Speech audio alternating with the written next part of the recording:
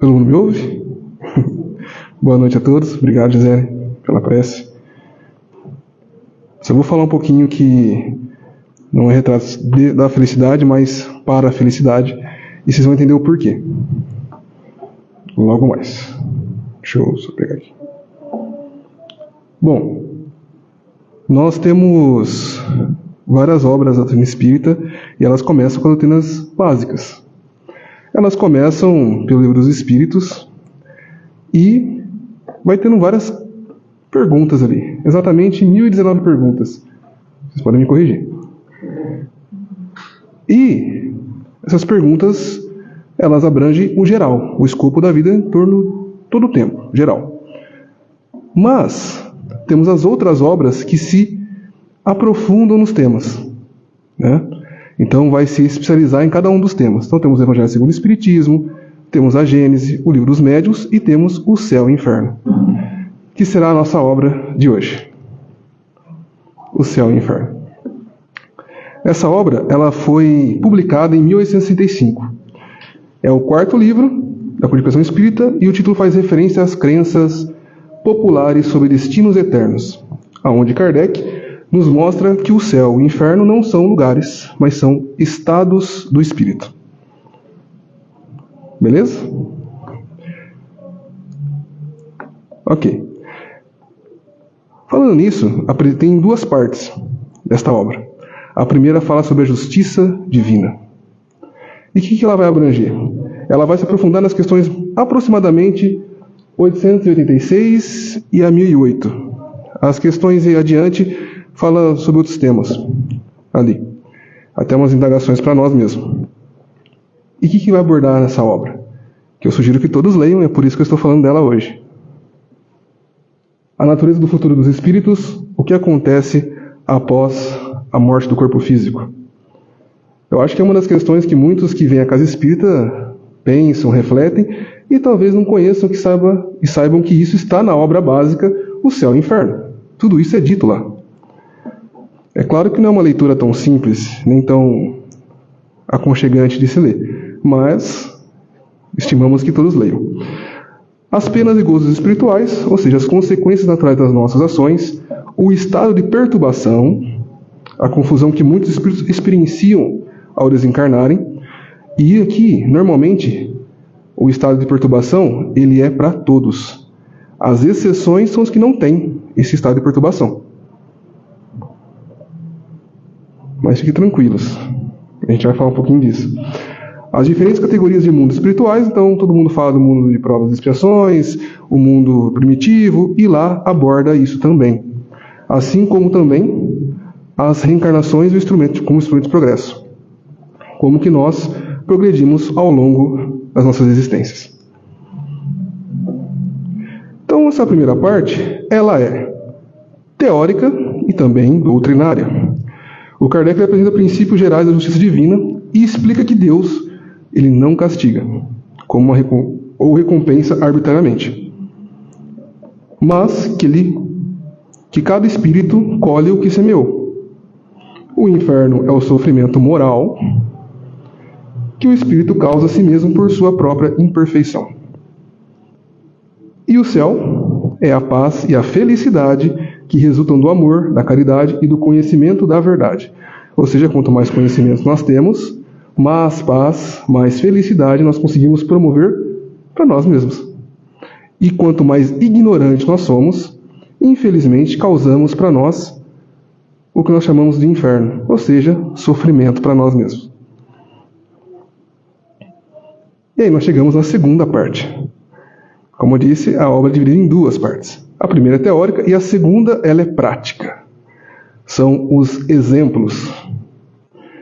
E esses exemplos, no capítulo 2, 3 e 4, a segunda parte, vai falar sobre os espíritos felizes, que é o que nós vamos conversar aqui hoje, e esses retratos para a felicidade são sobre eles. Que são 17 exemplos de espíritos que atingiram o estado de felicidade. E é isso que nós vamos tentar dar um geral aqui e ver como é que eles alcançaram isso. Rapidamente, lembra que são 17 e são comunicações longas. Há também os espíritos medianos e os espíritos no estado de sofrimento, os sofredores. Então vamos falar um pouquinho o que seria esses 3 estados rapidamente. Espíritos felizes, como é que é descrito?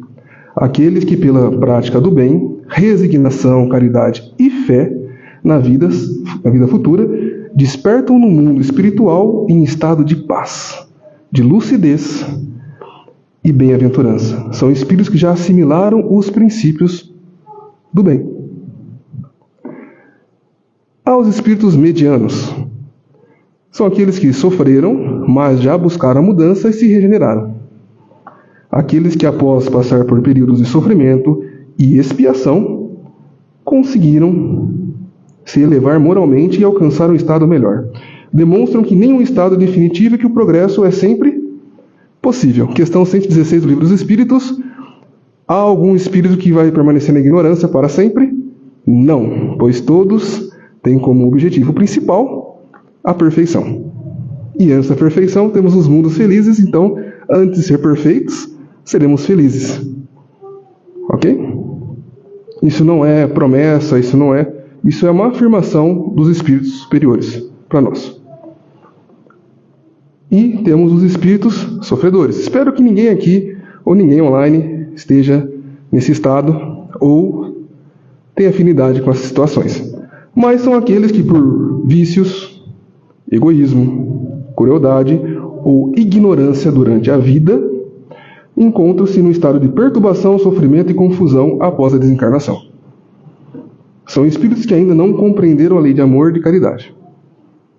Então ele quer dizer que eu estou condenado, pois eu tenho vícios, ainda sou egoísta, eu ainda sou cruel em alguns momentos, eu falo algumas coisas e não expressa nem amor nem caridade. Bom, não é bem assim. O estado, como disse, o estado de sofrimento ou estado de felicidade, ele é um estado e ele pode ser alterado. Então, na nossa própria encarnação, em tais momentos nós estamos sofrendo, em outros nós estamos refletindo, melhorando em algumas partes, em outras estamos felizes. A questão maior é que nós não conseguimos manter isso por muito tempo, porque nós nos desequilibramos muito facilmente. E a nossa busca é nos mantermos equilibrados para que nosso estado de felicidade seja pleno, realmente uma conquista nossa. Então, ser feliz é uma conquista individual de cada um de nós. É buscarmos estar num estado de felicidade. Já no estado de sofrimento, não há somente os sofredores. Na segunda parte também temos os capítulos 5, 6, 7 e o 8, o oitavo, que vai falar sobre os suicidas, os criminosos arrependidos, os espíritos endurecidos, e o oitavo são expiações terrestres. São exemplos de espíritos que tiveram ali expiações dolorosas e relatam esses exemplos. E temos um capítulo sobre a passagem. Ali é falado isso na primeira parte, mas rapidamente eles retornam e descrevem o passo a passo como acontece isso e também as consequências da passagem dos espíritos quando a gente faz essa passagem para o mundo espiritual. Dito isto, então a segunda parte serve para confirmar e ilustrar os princípios teóricos da primeira parte, mostrando através de relatos reais como a justiça divina opera na prática. Não como punição externa, mas como consequência natural das nossas escolhas morais, dos nossos comportamentos aqui, enquanto nós estamos encarnados. Até aqui, tranquilo? Tá. E quem são esses espíritos ditos felizes, que obtiveram esse estado de felicidade? São 17, como eu disse. Essas imagens são só ilustrativas, até porque são de 1860 e eu não estava encarnado e também não sei como é que eles são, a não ser os comportamentos, e isso nós vamos averiguar. E algumas questões de que profissões eles exerciam e tudo mais. Então nós temos o Samson, me perdoem caso o interlocutor aqui não saiba pronunciar os nomes, que são franceses, tá bom? Que era amigo do membro da Sociedade Espírita de Paris. Isso está colocado aqui porque a maior parte desses espíritos, 17 espíritos, eram próximos dos médiuns que estavam na Sociedade Espírita de Paris. Eles eram próximos daqueles trabalhadores, ali na sala de Allan Kardec, né? Então, eles se fizeram presentes e deram seus depoimentos. Sabe aquele negócio? Se você for, você me avisa como é que é lá? Então, eles foram e voltaram e relataram como é que era. Também tinha o Joubert, que era diretor do Museu da Indústria de Bruxelas. Samuel Philippe, o homem de bem, na verdadeira acepção da palavra. É interessante quando a gente vê a descrição dele, que diz que ele nunca teve nenhuma atitude de prejudicar ninguém. Ele sempre tentou ajudar. Se ele prejudicou, foi por ignorância, mas não que ele tinha alguma intenção de prejudicar ninguém. A intenção dele sempre foi de fazer o bem, a cada instante. Van Duster, que era um antigo funcionário, e ele ia ser invocado, depois a gente vai falar um pouquinho disso, mas pediram para que ele esperasse 4 dias, para que ele estivesse equilibrado para poder dar uma comunicação mais tranquila. Mas a gente vai chegar nesse ponto também. Mas não param nesses, são 17. Six Daniels, que era um homem de bem, que foi morto por acidente. Segundo relato, quando perguntam, parece que o acidente ele teve um desencarne por afogamento. Também teve um Demure, que era um médico homeopata muito distinto. Tem muitos atributos e qualidade para ele. A senhora viúva Furlan, que morou durante muito tempo no Havre, onde ela conquistou a estima geral. Ela criava miniaturas, ela era miniaturista. Era um termo que eu nem conhecia também. Então ela foi conhecida por isso. E tinha um médico russo. O nome dele não é relatado, só tem um P lá.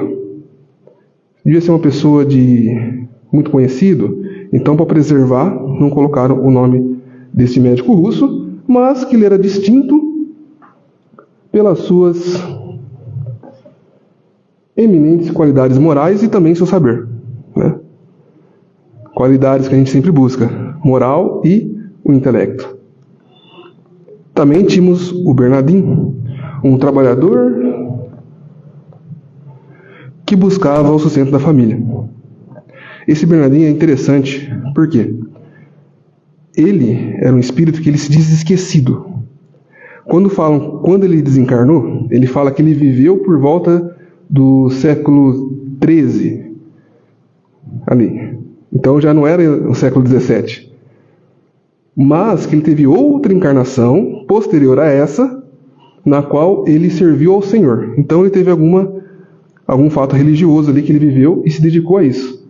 Mas ele se mostrou como Bernardin, que foi a época que ele viveu, talvez ali no período da França.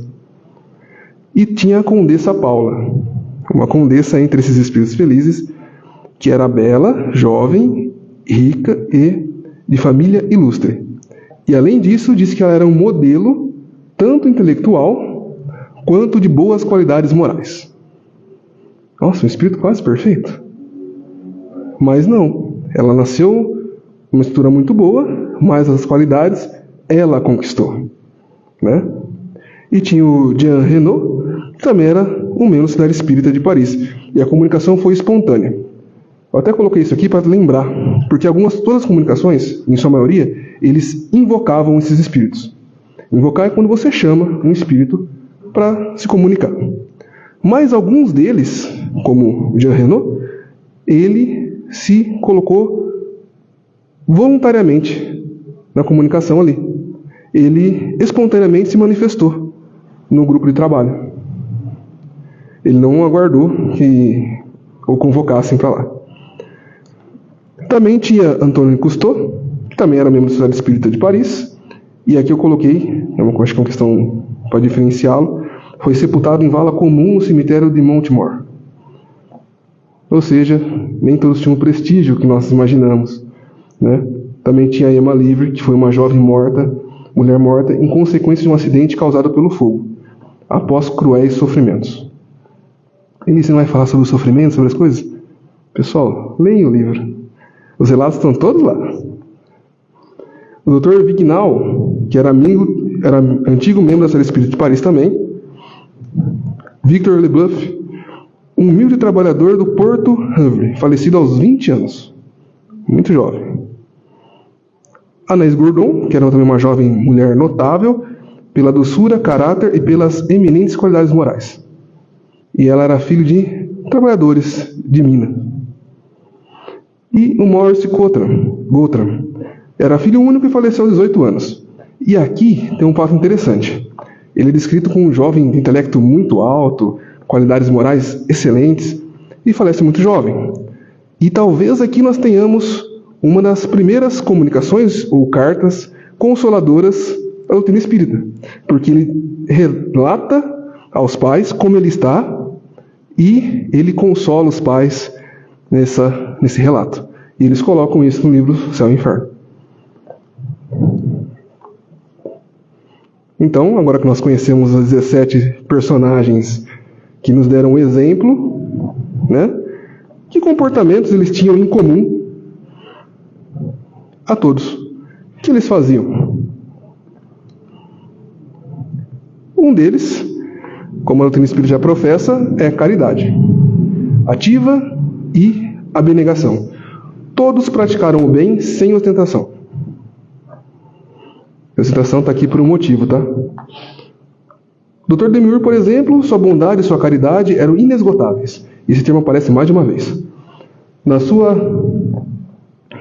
só dava os remédios gratuitamente, como muitas vezes provia suas necessidades materiais, no caso de serem mais úteis que o próprio medicamento. Muito similar a um personagem brasileiro, também espírita, chamado Dr. Bezerra de Menezes. Também tínhamos o Samuel Philip, de um devotamento extremo pelos amigos, estava sempre pronto a prestar favores aos outros, ainda que contrários ao seu próprio interesse. Trabalhos, fadigas, sacrifícios, nada o impedia de ser útil. E ele o fazia sem afetação natural, admirando-se quando lhe atribuíram mérito por esses predicados. Quando ele desencarnou, que os amigos espirituais falaram assim, parabéns pela sua conduta por ser uma pessoa boa. Ele falou, mas por que estão me dando parabéns por isso? Deveria ser algo que todos deviam fazer. Né? Ele se sentiu surpreso com isso. E a Condessa Paula. A sua caridade também era inesgotável. Mas não essa caridade convencional que ostenta em pleno dia. Era a caridade do coração e não da ostentação. E isso não foi eu que coloquei, está lá na obra, pelo menos na tradução que eu peguei. Só Deus sabe as lágrimas que ela enxugou e os desesperos que ela acalmou, pois as suas boas ações só eram testemunhadas por ela e pelos infelizes a quem ela assistia. Ela não procurava ter os holofortes para ela simplesmente ajudava. O outro ponto que todos eles tinham era a resignação com os males da vida. Suportaram provas e sofrimentos sem murmúrios. E aí eu trouxe o Bernardinho como exemplo, que ele diz que é descrito que na terra vivia no opróbrio e na miséria, trabalhando incessantemente.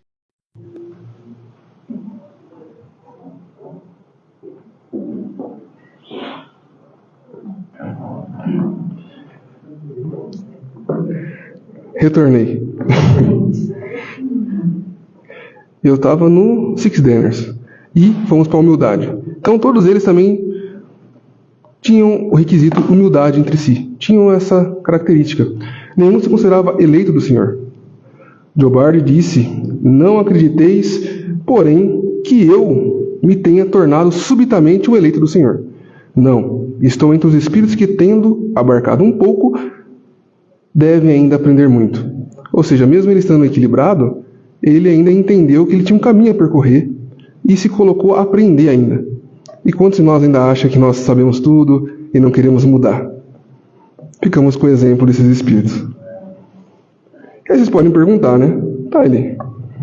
Uma era condessa, era um membro da Sociedade Espírita de Paris, né? Você falou que alguns eram trabalhadores, mas tiveram sofrimento. Eles sofreram na vida? Porque a gente pensa que a felicidade não tem sofrimento, né? Que espíritos felizes não sofreram, espíritos perfeitos nunca sofreram, né?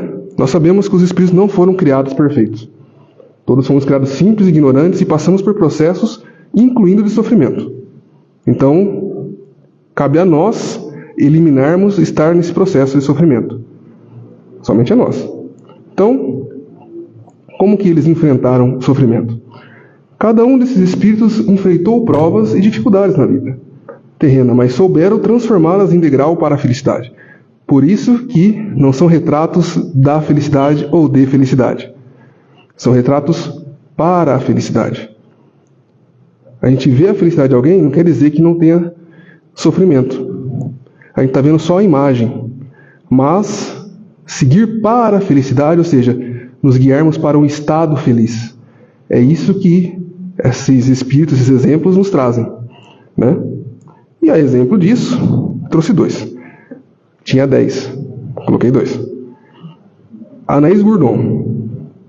A família de mineiros viveu em condições modestas, mas sua doçura de caráter e eminentes qualidades morais a distinguiram. Quando perguntada se era feliz, ela respondeu: sou feliz, amo e espero. Os céus não me infundem temor e, cheio de confiança, aguardo que as asas brancas me alcem até eles. Ela cita os anjos, né, os espíritos perfeitos. Mas percebam bem que qualidades morais a distinguiram. Então o nosso comportamento, tudo bem, aqui pode não valer muito aos olhos dos encarnados, mas aos céus valem muito. Victor Le Boufflet.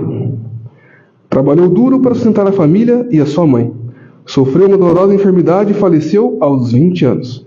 Mas sua missão era de gratidão para com a mãe e de provar que, abre aspas, nos piores ambientes podem encontrar-se almas puras, de nobres e elevados sentimentos, capazes de resistir às tentações.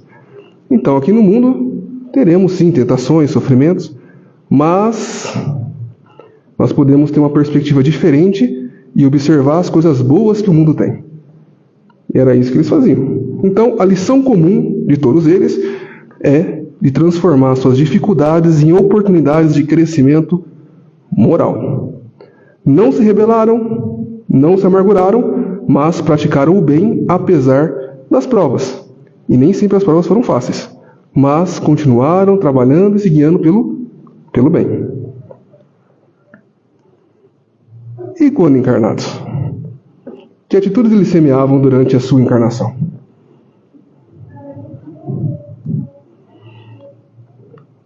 É consciência da missão terrena. Aqui é um chamado para nós espíritas.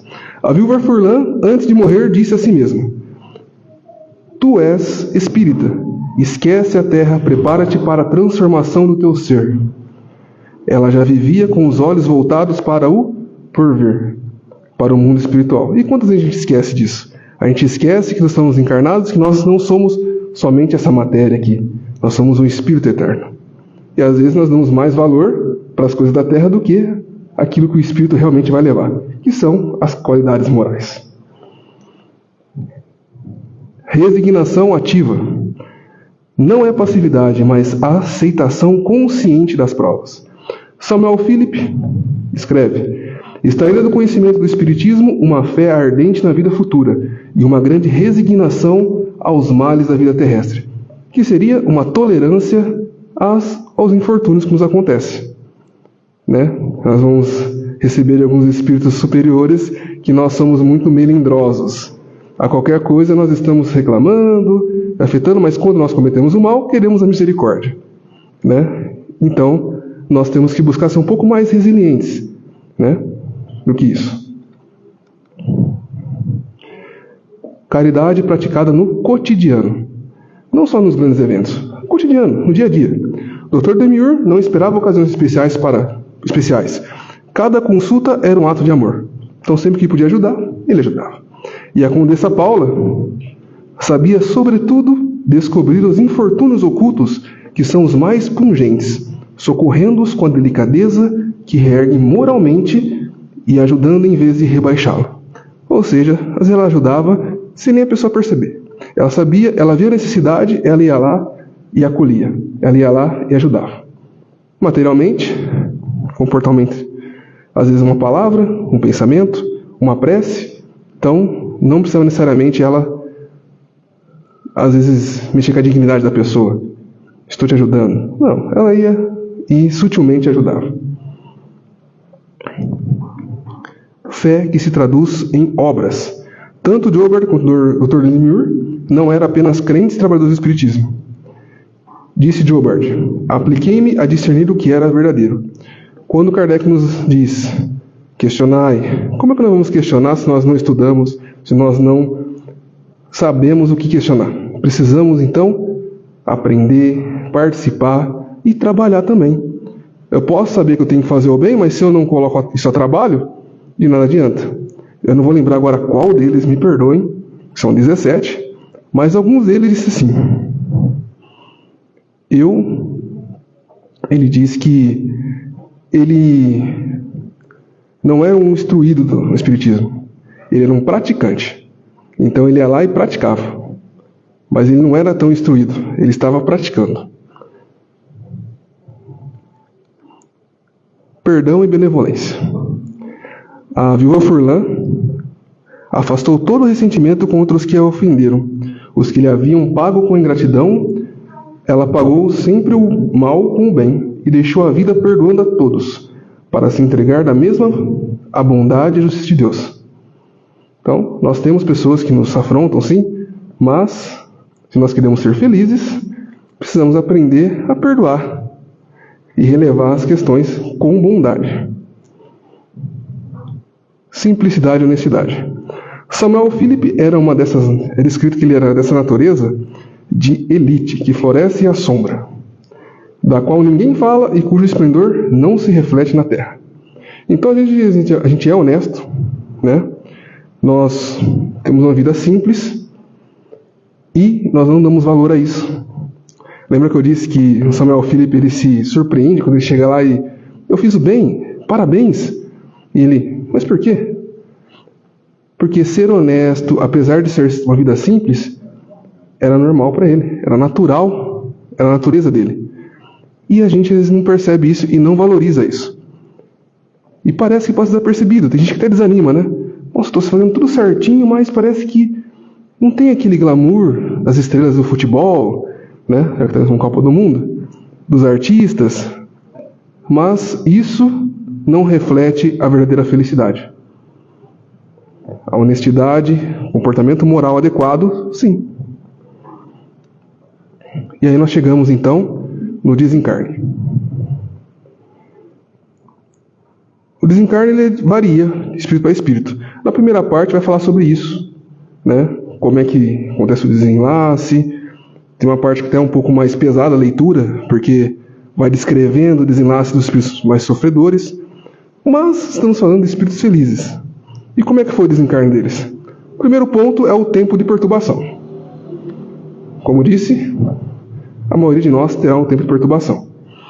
Nem todos despertaram imediatamente.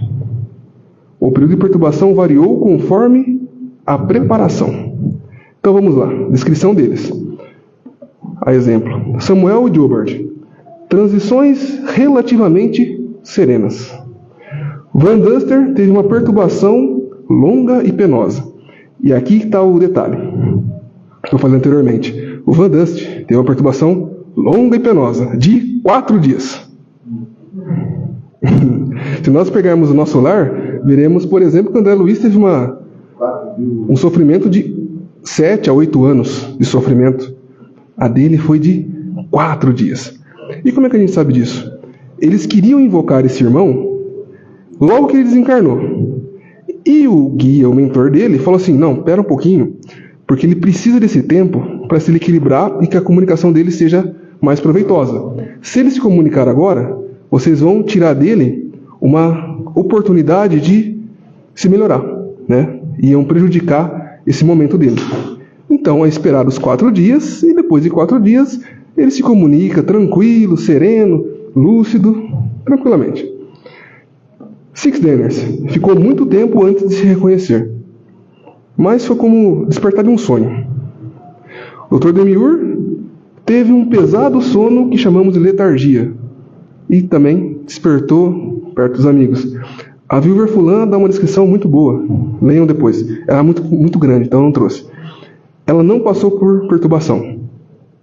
Simplesmente ela relata que ela acordou em meio a amigos que ela não conhecia, porque ela tinha já fé no pós-vida. E Dr. Vignal, a separação foi rápida. Essa é a descrição dele. Claro que tem a sequência, mas entendam, para esses espíritos no estado de feliz, houve uma perturbação, mas muito rápida, ou nem teve. Foi como um despertar mesmo. Mas, como é que eles amenizaram isso? Pelo próprio esforço de vontade, pela própria força de vontade. Demiurge dá o seguinte relato: sacudi esse torpor funesto, despertei e num salto fiz a viagem. Pela fé e esperanças. A Viúva Furlan diz, por não ter medo e não se perturbou. Somente os que se atemorizam é que se perturbam. Ela não tinha medo de desencarnar. Então, ela fez uma passagem tranquila. Pela assistência dos espíritos superiores. Sixdene foi ajudado por aqueles que o rodeavam, com a graça de Deus e o auxílio que o cercavam. Quando a luz se fez, ela inundou o seu espírito. Ele era um assíduo trabalhador, então ele teve a ajuda dos amigos espirituais. Samson teve prova disso quando o Espírito Bernardo se manifestou pelas preces dos vivos. O Espírito Bernardo se manifestou nas Ezequias e lhe diz: enternecido pelas preces espíritas feitas no túmulo do homem de bem.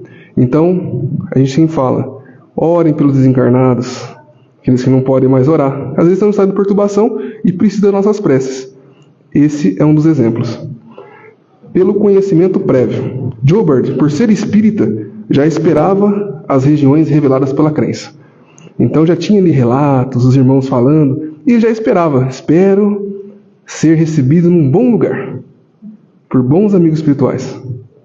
E isso tranquilizou ele no desencarne. E o que eles encontraram ao despertar?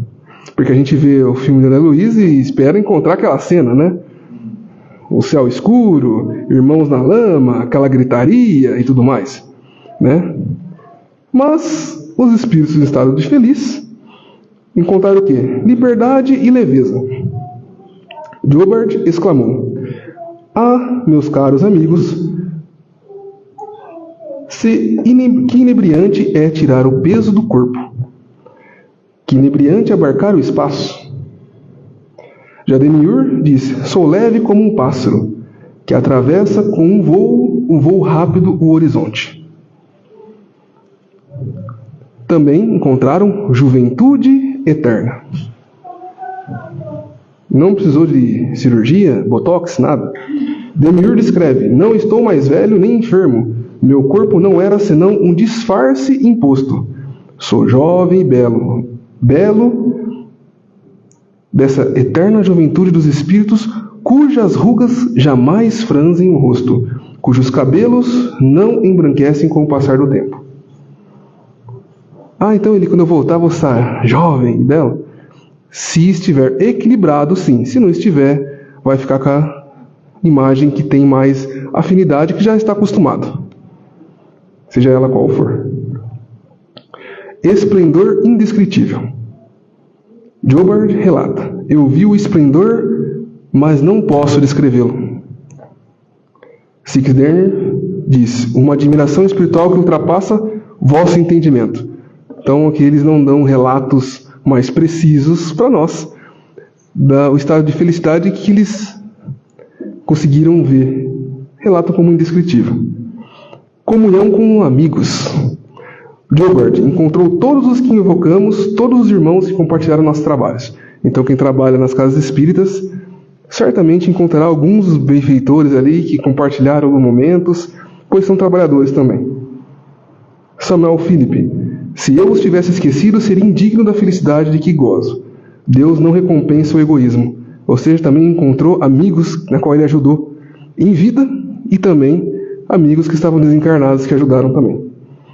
E atividade e progresso. não é um paraíso da sociedade, como eu disse, tem trabalho. Então, Demiurgo continuou trabalhando como mestre espiritual e se quiser guiar os outros espíritos. Então, encontraram também trabalho. Quem imagina que mesmo em estado feliz vai chegar no outro lado e vai ficar numa nuvem dormindo, infelizmente não vai acontecer assim. Vai encontrar trabalho. E para nós ir finalizando, lições práticas que eles nos deixam, né? Que nós possamos colocar na nossa vida. Aqui eu vou repetir algumas coisas que já nos disseram para a gente relembrar e também entender que é o seguinte, essas atitudes deles não são exclusivas deles. São exemplos para que nós, aqui encarnados, coloquemos em prática e atinjamos também um estado de felicidade. Talvez aqui mesmo na vida, tendo mais tranquilidade em passar pelas coisas com consciência. Os problemas vão acabar? Não. Dificuldades? Não. As expiações vão sumir, porque eu me tornei espírita? Também não. Mas eu passarei pelas questões observando com uma outra ótica, com a perspectiva mais tranquila e percebendo que muitas dessas questões que aparecem na minha vida são para o meu bem. Então vamos lá. Pratique a caridade sem ostentação. A seguir no exemplo de Samuel e da condessa, Samuel Felipe, que nada lhe custava para ser útil, e ele o fazia naturalmente sem ostentação. Podemos fazer isso? Acredito que sim. Como a condessa Paula, cuja caridade só eram testemunhadas por ela e pelos infelizes a quem ela assistia. Então a caridade do coração, não a da ostentação. Eu não preciso provar ou mostrar para ninguém que eu estou ajudando ou cuidando, mas eu posso promover isso. Eu não vou lembrar agora qual deles, me perdoem, mas ele fazia caridade, se eu não me engano foi o Samuel Felipe. Ele fazia caridade orando em pensamento, com palavras e também ações. Mas essa descrição de caridade por orar, por palavras, acho que todos nós podemos fazer. Talvez materialmente seja um pouco mais difícil para alguns, mas por questão de tempo ou de recurso, mas colocar um pensamento bom, desejar o bem para o outro, podemos fazer a todo instante. Aceitar as provas com resignação consciente. Samuel Felipe nos ensina que penas, fadigas, sacrifícios, nada lhe custava para ser útil. Ou seja, ele tinha problemas, mas ele ainda buscava ser útil, onde ele estivesse. E Victor Le Bouffly nos diz: meus amigos, a vida é penosa e difícil, quando se não tem em vista a finalidade dela. Mas eu vos digo, em verdade, que quando vierdes para junto de nós, se seguirdes a lei de Deus, sereis recompensados além, mas muito além dos sofrimentos e dos méritos que porventura julgardes ter adquirido para a outra vida. Ou seja, eles também se surpreenderam quando chegaram até lá. Cultivar o perdão e a benevolência.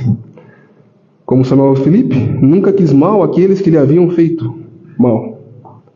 E a viúva Furlan, que pagou sempre o mal com o bem e deixou a vida perdoando a todos. O perdão não é fraqueza, é uma força espiritual. A gente pensa que está perdendo, que perdoei uma pessoa que fez mal para mim, continua ali, não aconteceu nada com ela e tal, tudo mais. Não é por ela. O perdão é para nós, para nos libertarmos desse sentimento que nos aprisiona a esferas inferiores. Então, é perdoar. Buscar o conhecimento espiritual. Espíritas, instruir-vos. O Dr. Demiurgo diz: havia abraçado com ardor a doutrina espírita, na qual encontrara a chave dos mais graves problemas, cuja solução pedir em vão à ciência e a todas as filosofias. Ou seja, no Consolador Espiritismo, através do quê? Questões morais. E Joubert: apliquei-me a discernir o que era verdadeiro. O estudo é um dever espiritual. Então, como eu disse anteriormente, como nós vamos questionar se nós não conhecemos? Como nós vamos aplicar a lei divina, a lei de Deus, se nós não conhecemos ela? Quantas são as leis? Quais são as leis? Qual é a forma de colocar em prática? Como que eu ajo em cada situação? Através do conhecimento nós podemos obter isso. E um deles é leiam Céu e Inferno. Cumpra seus deveres com amor e com dedicação. A viúva fulã tinha consciência de haver cumprido a missão que aceitara ao vir para a terra, de haver escrupulosamente cumprido seus deveres de esposa e de mãe de família. Ela não buscou glamour, mas ela cumpriu bem os deveres que ela tinha. Como disse anteriormente, nós buscamos algo que a fama hoje nos traz por muito tempo, demonstrando que o glamour material. Mas as nossas funções, onde nós estamos colocados, é tão importante quanto para a nossa jornada espiritual.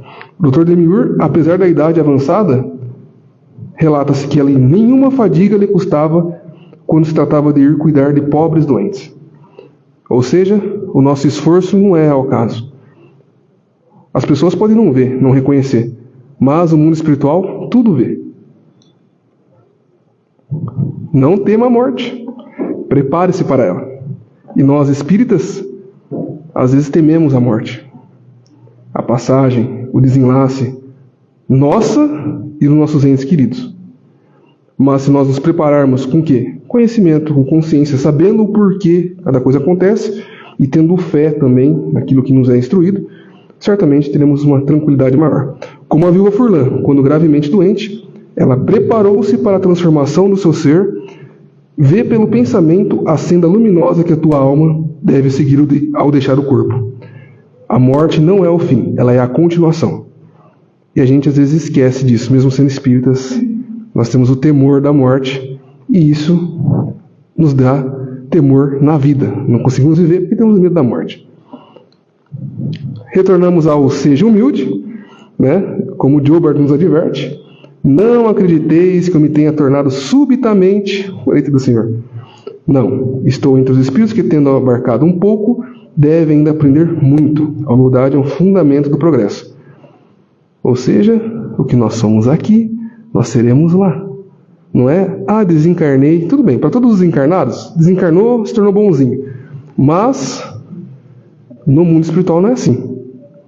Se ninguém viu as bondades que eu fiz, o mundo espiritual viu. Se ninguém reconheceu as bondades que eu fiz, o mundo espiritual viu e vai reconhecer isso. E o estado de perturbação não é alguém que vai lá e nos coloca em estado de perturbação. Somos nós que nos colocamos nesse estado. Então, sejamos humildes para aprender e colocar em prática as coisas. Ore pelos que sofrem. O Dr. Demiurge nos pede, rezai por aqueles que estão privados dessa felicidade, pois eles não sabem o mal que fazem a si mesmos.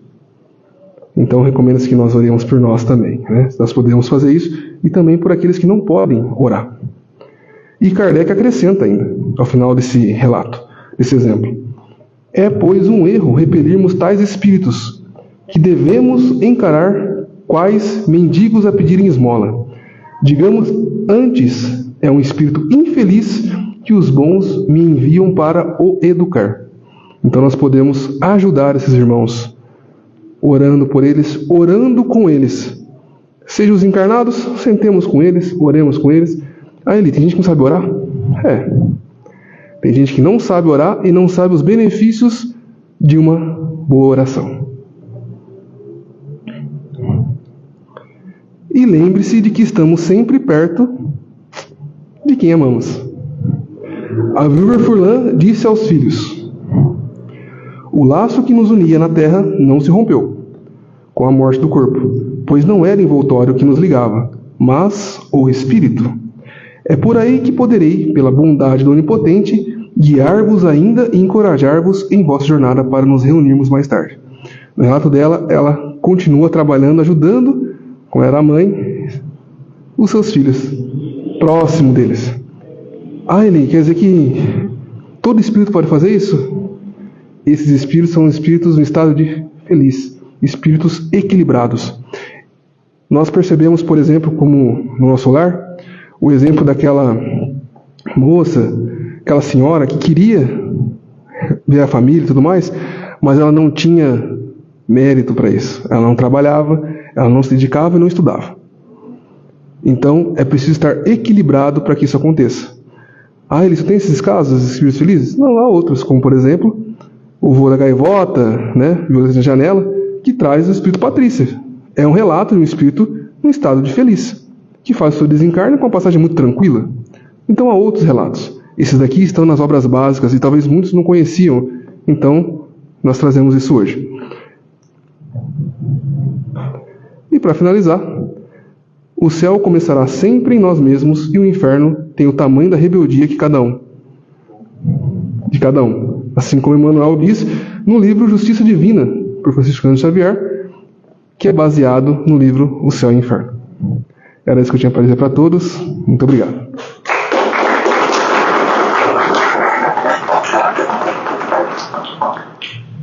E como foi nos recomendado, agora iremos para o trabalho de passe.